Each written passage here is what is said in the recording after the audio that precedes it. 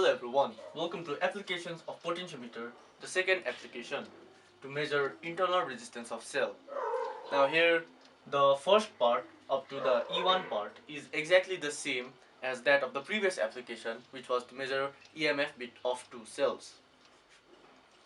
So of course we have E1, let's just say the K2 is open and K1 is closed.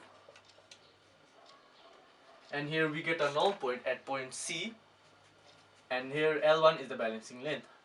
So if you get a null point at C, this means that the EMF of the cell E1 was balanced by the potential across AC, so VAC, and according to principle of potentiometer, this potential VAC is directly proportional to the balancing length L1, and from these two equations we have E1 directly proportional to L1.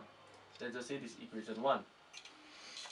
Now for the second part, here instead of the external resistance E2, we just have a resistance box. And here what we do is we keep K1 and K2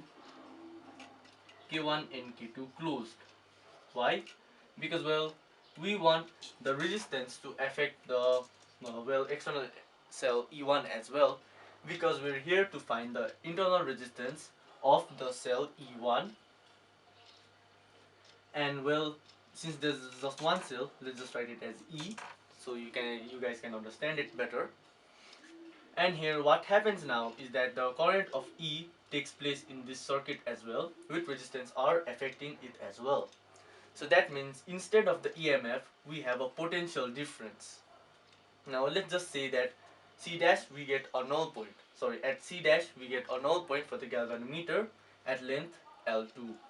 So that means that the potential difference of the EMF E, let's just write it V, is balanced by the potential difference across AC dash.